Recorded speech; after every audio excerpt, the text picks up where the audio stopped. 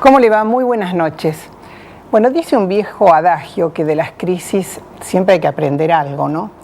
Y la verdad que la última semana en nuestro país uno tenía la sensación de que lo que se replicaban eran focos de crisis que tal vez habían aparecido en su manera más profunda con los acontecimientos del Parque Indoamericano en Villa Soldati, pero que en realidad era tan endeble la separación como para decir esto es territorio de paz y esto no, que el riesgo estaba en que estos acontecimientos se multiplicaran no solamente en los municipios del conurbano, sino también en las advertencias que llegaban al gobierno nacional desde algunos gobernadores y algunos intendentes también de lo que nosotros definíamos no hace tanto programas como macrociudades en el interior del país. Yo me permití, a través de nuestro portal de noticias, que no es un diario online, pero sí es un lugar en donde nosotros con nuestro equipo de Carolina Perín Comunicación tratamos de rescatar aquellas informaciones que nos parecen más apropiadas para leer, aquellas que no necesitan de la inmediatez, de la coyuntura, aquellas que pueden permanecer 1 o 2 días para que uno las analice y a su vez pueda debatir y puedan enviarnos sus opiniones. Si ustedes quieren encontrar algunas de esas opiniones acerca de lo que ocurrió en Villa Soldati, cuál es nuestra mirada y la mía propia, lo pueden encontrar en www.carolinaperin.com. Yo decía, digamos, en los últimos apuntes que allí dejé, que en realidad la sensación que tengo es que a nuestro país le falta un plan estratégico nacional. Y cuando digo esto no me refiero solamente a lo que se expuso en los últimos días, que fue una profunda crisis habitacional, sino también a muchos otros aspectos que harían a un plan estratégico y que merecen ser evaluados. Merecen ser evaluados hasta qué punto fuimos capaces de irlo realizando o desarrollando, si es que ese plan estratégico existe. Y no solamente como resultado de este último gobierno, en el cual está a cargo la presidenta Cristina Fernández de Kirchner o su antecesor Néstor Kirchner, sino, diría yo, a través de todos los gobiernos democráticos que hubo con el advenimiento de la democracia. Yo creo sinceramente que los argentinos tenemos una deuda social muy, pero muy grande.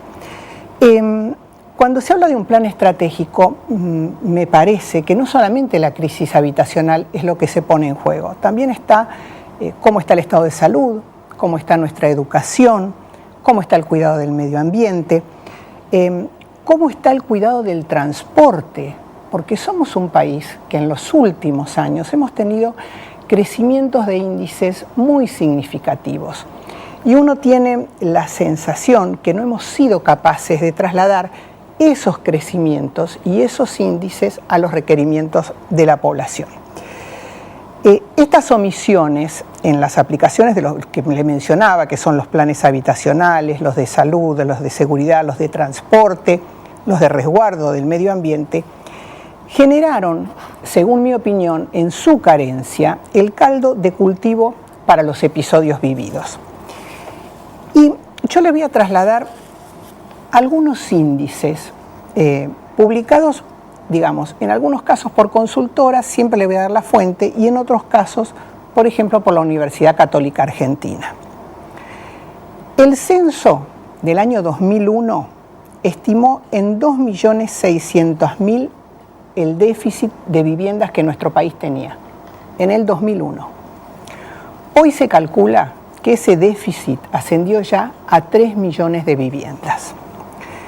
La Universidad Católica Argentina, a través del Observatorio de la Deuda Social Argentina, afirma que a fines del 2009, el 50,3% de la población, o sea, unos 20 millones de habitantes, más o menos, si bien no tenemos los resultados exactos del último censo, padecían algún déficit habitacional, ya sea en agua, en luz, en gas, en cloacas, en desagües.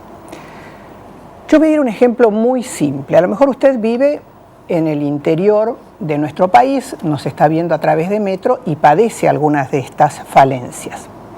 Pero sin ir más lejos, le voy a mencionar una, y simplemente porque a los habitantes de esa casa los tengo muy cerca, forman parte del círculo íntimo de mis amigos.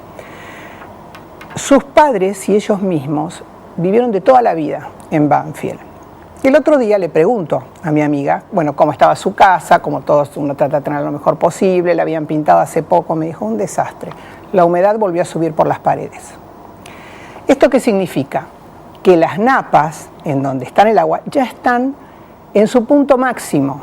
Y la humedad, y esto lo sabrán muchos habitantes de Banfield, además ellos viven en un lugar precioso de Banfield, es el que no hace tanto tiempo recordamos como el de las casas inglesas, el que muy cerca, vecinos de donde tenía la casa Sandro, por ejemplo, digo, esos barrios que se constituían al paso del ferrocarril, no tienen manera de resolverlo, porque eso necesita de infraestructura, eso necesita de una decisión de lo que es un plan estratégico. Y eso no lo puede hacer solamente una comuna. Cuando nosotros hablamos de que tenemos un gobierno federal, que es el que elegimos para que rija nuestro sistema democrático, estamos diciendo que algunos de los impuestos que las provincias y los municipios delegan son justamente para que constituyan básicamente una caja que permita que aquellas grandes obras que el municipio o la provincia no puede resolver por sí mismas tengan la participación del porcentaje que los ciudadanos delegamos en el gobierno nacional. Voy a otros de los datos. La capacidad de compra de los salarios en promedio a fines del 2009 arrojaba que se necesitaban 129 salarios, casi 11 años de trabajo para pagar una vivienda de 75 metros cuadrados. Usted sabe, una vivienda de 75 metros cuadrados es la que requeriría un matrimonio joven que tiene 1 o 2 hijos, mínimo. Es un departamento o una casa de 3 ambientes. La tasa de empleo es del 42,5% y la desocupación del 7,5%, según el Instituto de Estadísticas y Censos, el INDEC. En nuestro país, el nivel de trabajo no registrado permanece en el 36,5% y la precarización laboral, según la mayoría de las consultoras, tiende a crecer por 2 aspectos, por la falta de competitividad y la no fluctuación del tipo de cambio. Ahora vamos a un tercer aspecto, del que se ha hablado bastante también en las últimas semanas, que es la tercerización. Usted habrá visto las quejas y los reclamos de aquellos trabajadores que están en empresas tercerizadas y que lo que querían pasar era planta permanente de aquellas empresas para las cuales trabajaban. La tercerización en sí misma, yo menciono en este artículo, reitero que si usted quiere tener algunos de estos datos los puede encontrar en www.carolinaperin.com, que no es una especie de la tercerización de monstruos sin cabezas. La tercerización bien aplicada, bien controlada por el Estado, por los municipios, son en general pequeñas o medianas empresas que realizan tareas que no hacen a la esencia de la empresa que las contrata. Es decir, yo le menciono, una empresa que se dedica a fabricar tornillos no necesita especializarse ni tener a lo mejor en planta a aquellos que específicamente van a limpiar la empresa para que sus trabajadores puedan desempeñar su tarea. Entonces contrata o subcontrata una empresa de limpieza. Si toda esa cadena de servicio está bien controlada, no hay problema. El problema se da en algunos rubros, como por ejemplo la indumentaria, en donde existen, todos lo sabemos, una cantidad enorme, pero enorme, de lo que se denominan talleres clandestinos, en donde en general la mano de obra que se utiliza es mano de obra extranjeros que son indocumentados, que los hacen trabajar muchísimas más horas de las que los convenios de trabajo imponen, que los tienen en negro, en fin, que carecen de cualquier tipo de protección. Yo le decía al principio que si uno no tiene la capacidad de poner la mirada, y más la clase política, sobre lo que es un plan estratégico y nos decidimos entre todos a desarrollarlos, ciudadanos y gobernantes, el futuro no aparece como muy provisorio, porque nos estamos transformando más en un estado feudal, en donde los señores feudales manejaban un territorio, que en un estado federal. Y cada uno trata de defender sus votos. Cuando uno le pregunta a algún intendente, y esto hay que sincerarlo, del conurbano, ¿por qué no actúan sobre los talleres clandestinos? Les dicen, bueno, porque la gente se queda sin trabajo y los subsidios no alcanzan para todos. Bueno, va a haber que elegir qué tipo de país queremos.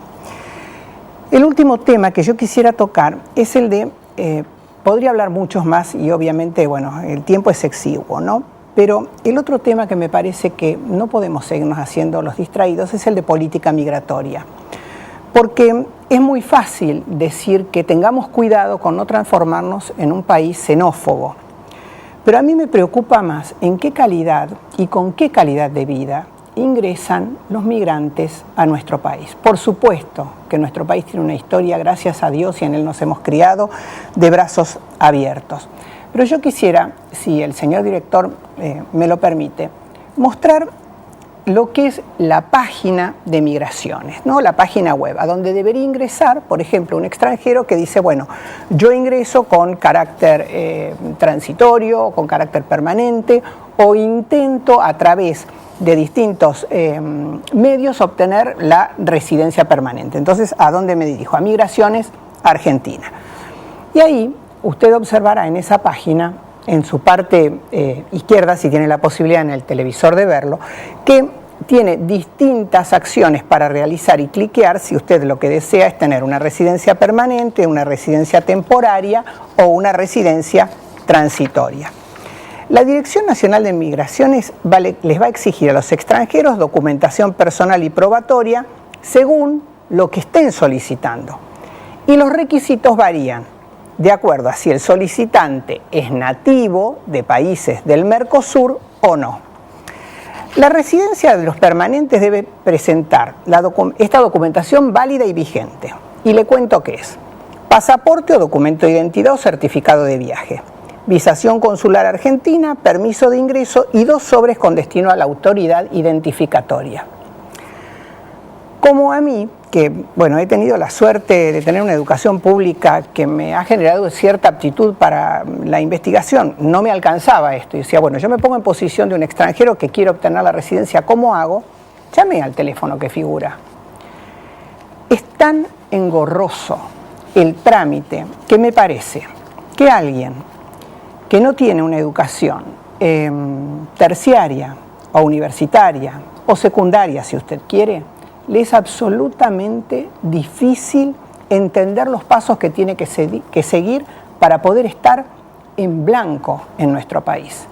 Y cuando alguien no está, digamos, con los requerimientos como para sentirse tranquilo para poder acceder a un trabajo, no es ser xenófobo estar marcando esto, es estar diciendo lo estamos haciendo mal. Y esto permite que determinados señores feudales se crean dueños de la gente, puedan dirigir las acciones de la vida de esas personas, puedan tenerlos como verdaderos esclavos trabajando en lo que yo le decía, en los talleres clandestinos. No cumplimentar correctamente todo esto es someter a los que ya habitamos aquí por nacimiento o por elección a los peligros del desarrollo de la xenofobia, o lo que es peor, al ingreso del narcotráfico. Bueno, les recuerdo, estamos en www.carolinaperin.com. Con mucho gusto recibimos sus comentarios, sus críticas, aquellos términos en los cuales usted se sienta representado o no, porque eso nos orienta para hacer nuestros programas. Yo le propongo, vamos a la apertura y vamos a estar conversando con Jorge Tellerman cuando volvamos.